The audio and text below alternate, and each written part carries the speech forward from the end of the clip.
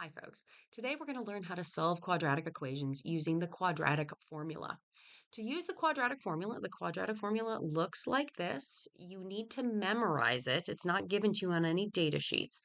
And although you can derive it yourself, uh, it's easiest on standardized tests where you're short on time to just be able to recall it by memorizing it. Um, in order to use the quadratic formula, you need to have your quadratic equation in standard form. You need to have it in the form ax squared plus bx plus c. Now, even though I went to the University of Michigan, my method for memorizing the quadratic formula is to sing the quadratic formula to the Notre Dame fight song. I've also seen it on the internet to like the Pop Goes the Weasel song, but to the Notre Dame fight song, it sounds like x equals negative b plus or minus the square root of b squared minus 4ac all divided by 2a. And unfortunately, this is still how I remember it, even though I learned it that way in high school and I went to the University of Michigan. I shouldn't be singing the Notre Dame fight song, but it has its purposes to help me remember this. So find a way to memorize this, to remember it to whatever tune works for you. If you search YouTube, I'm sure you'll find many examples out there. So let's look at how we use this equation to solve formulas. So the nice thing is that all the methods we've learned about so far really kind of depend on being able to factor the polynomial, and not all polynomials are factorable by using whole numbers. And so using this method works for any quadratic equation, whether the solutions are whole numbers or not. So get in the habit of writing it down. We're going to use x equals negative b plus or minus the square root of b squared minus 4ac, all divided by 2a. So let's plug in our values. Negative b. Our b value here is negative 5.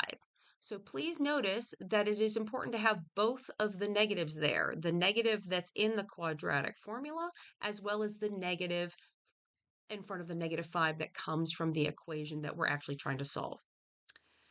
Then we need to have plus or minus the square root of b squared. Well, negative 5 squared is going to be 25. Minus 4 times a, which is 2, times c, which is 3,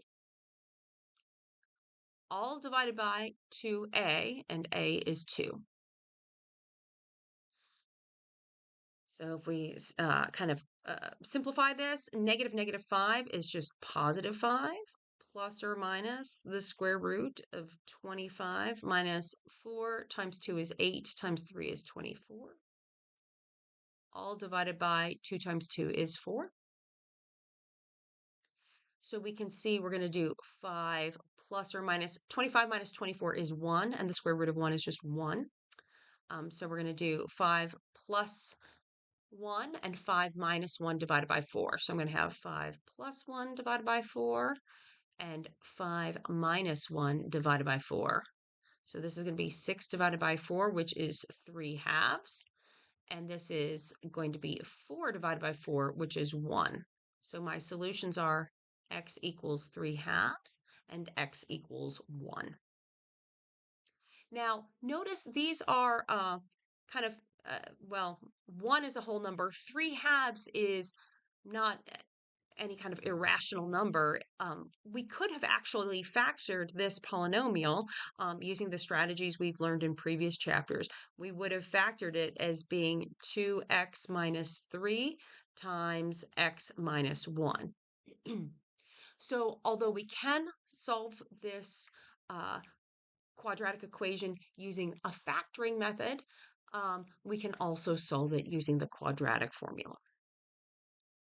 One thing I'd like to point out to you about the quadratic formula, you can, if you look at the negative b divided by 2a, I'm hoping that that looks familiar to you. In previous chapters, we found the axis of symmetry using the equation x equals negative b divided by 2a. So this negative b divided by 2a kind of locates that axis of symmetry of the parabola. And then the roots, the x-intercepts are going to be on either side of that vertex. So you don't have to memorize this equation for the axis of symmetry separately. It's part of the quadratic formula. Let's look at a real life example of an time when you might want to use the quadratic formula. There are about 1,000 nesting pairs of purple martins in British Columbia, or we want to know when there were 1,000 nesting pairs. If this is the equation representing the number of nesting pairs, y is the number of nesting pairs in the and x equals the number of years since the year 2000. So if you look at the numbers, the values for kind of A and B and C, this is not going to be easily factorable. We cannot use this method, the factoring method, to solve this equation. So this is a case where you would definitely turn to the quadratic formula. Once again, just for practice, try to write down the quadratic formula yourself before I do. That's how you're going to help. That's what's going to help you remember it. X equals negative b plus or minus the square root of b squared minus 4ac, all divided by 2a. So plug the values into the equation. This is definitely something I'm going to be using my calculator for. I'm not going to be doing these things in my head. I'll have negative 51.8 plus or minus 51.8 squared minus 4 times 0.63 times 144,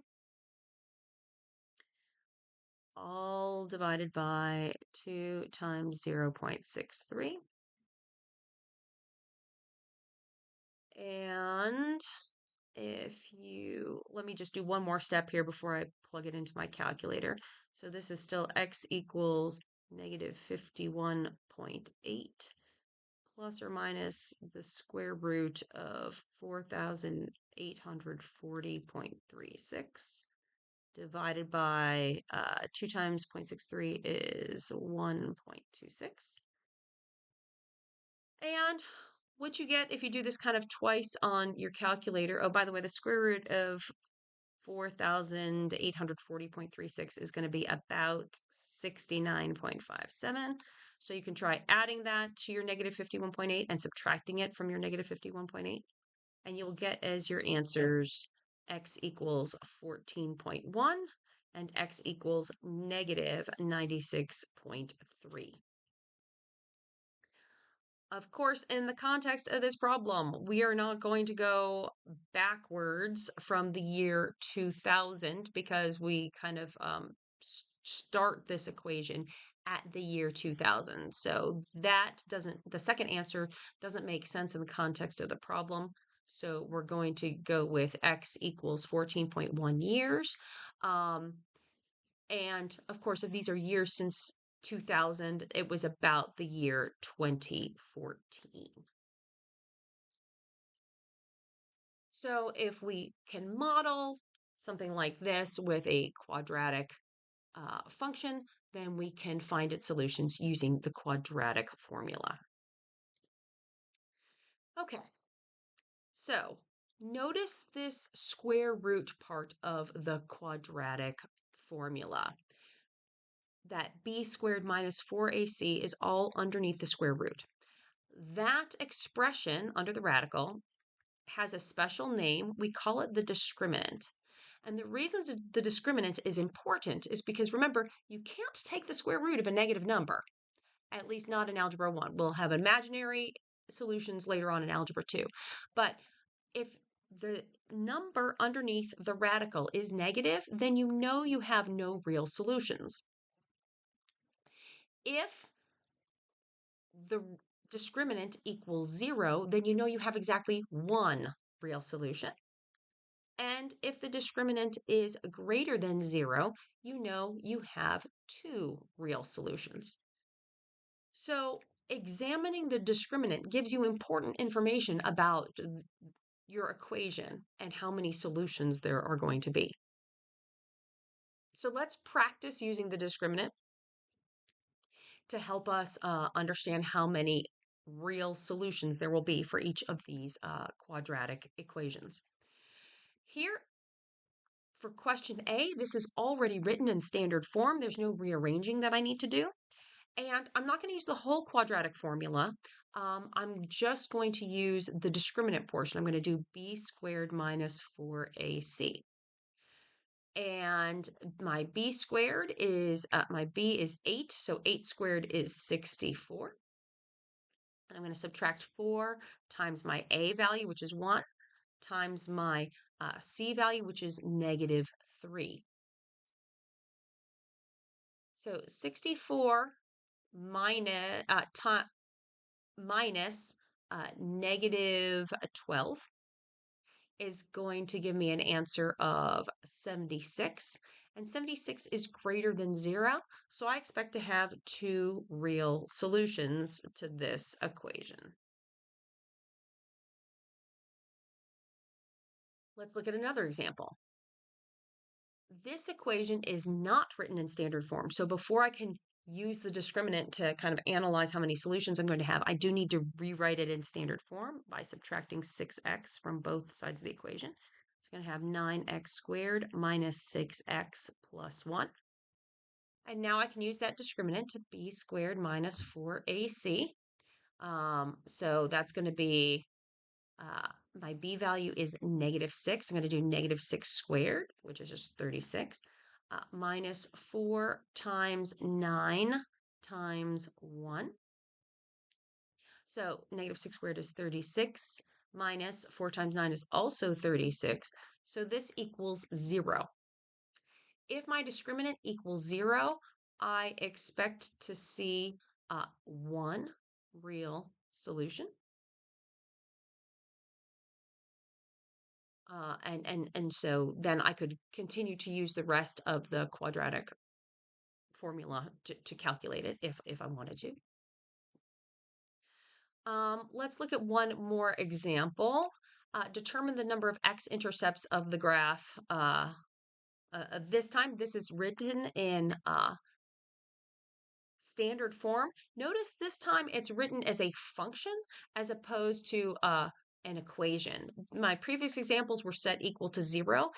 I can still use this this is talking about a graph and I'm asking for the x-intercepts. That's really the same thing as finding the solutions of an equation. The intercepts of the graph are the same as the solutions of the equation. So I'm going to treat this the same way I did the previous examples. I'm still looking at b squared minus 4ac. And here, my b value is 3, so I'll square that, minus 4 times a, which is 2, times c, which is 9. And so if I do 9 minus, let's see, 4 times 2 is 8, times 9 is 72. 9 minus 72 is going to give me a negative number. That's going to be negative 63.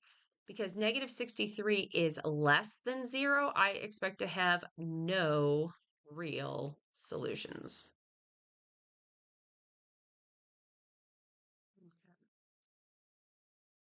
So whether it's written as a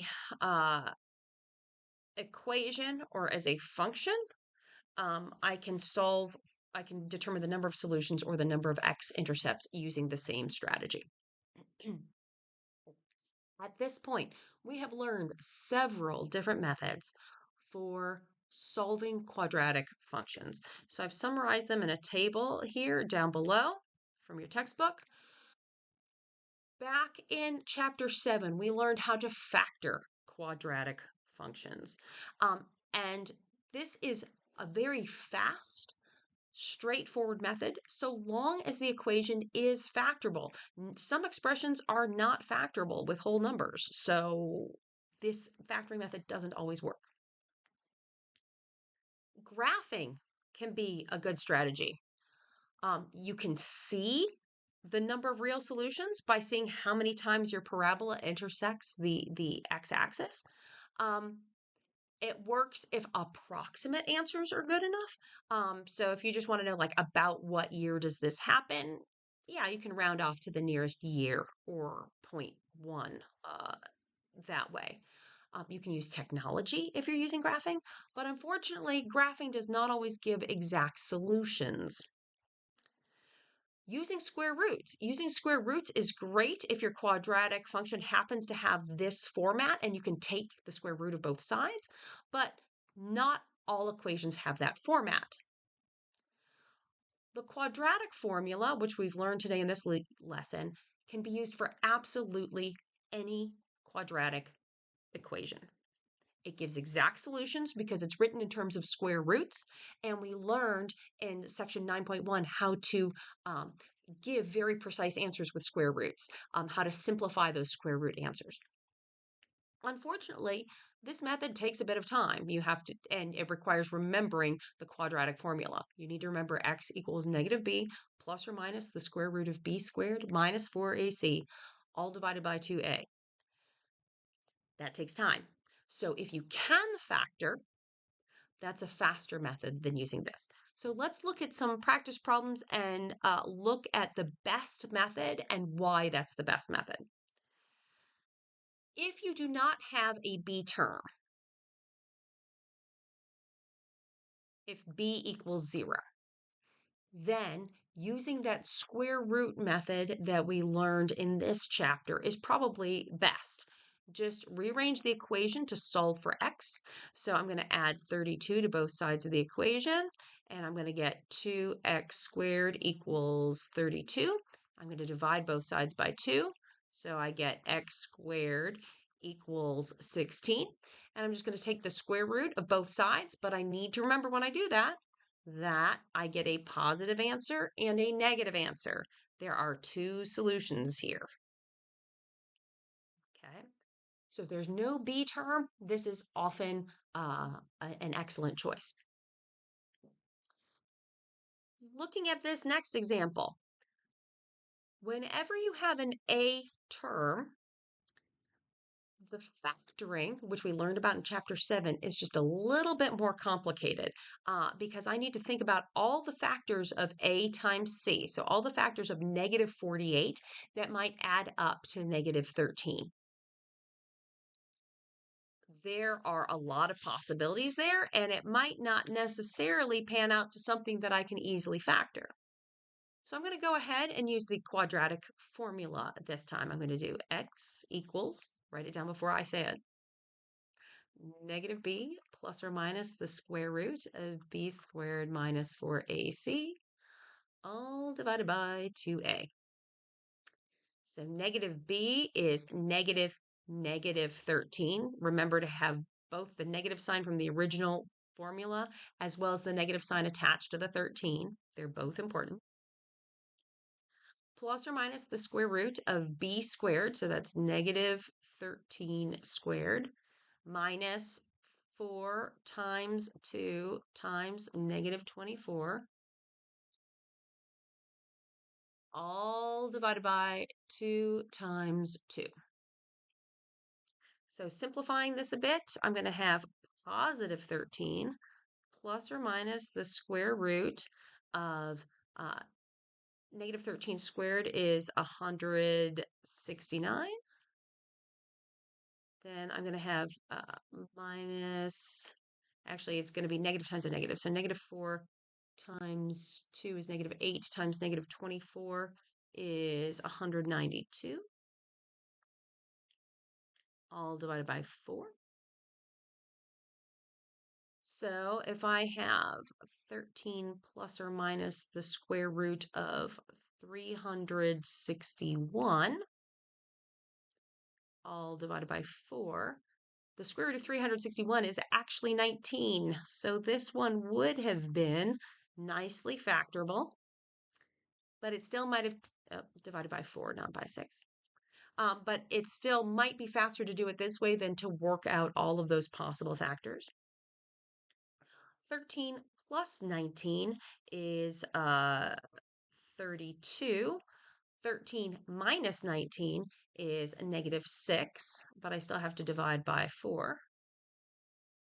X is going to equal one of those things. 32 divided by 4 is 8, and negative 6 divided by 4 is just negative 1.5. So my final answers are positive 8 and negative 1.5. Lastly, this example here, I don't have an A term, so I'm hoping that either this is easily factorable or I'll find out really quickly if it's not easily factorable, and I'll be able to switch to the quadratic uh, formula if necessary. So I want to find factors of AC that sum to B. So A times C is 1 times 12, which just equals 12. So factors of 12 that add up to B. Um, B is just 8. So what are my factors of 12? Well, 1 and 12 multiply to 12, but that adds up to 13, so that doesn't work.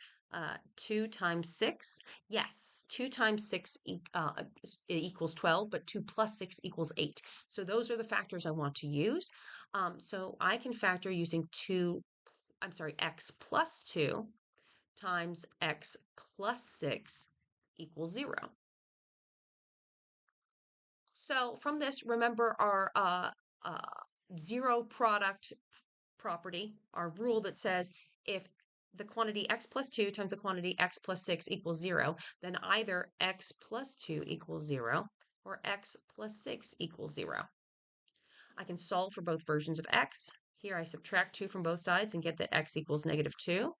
Here I subtract 6 from both sides and get that x equals negative 6. And so those are my possible answers for x.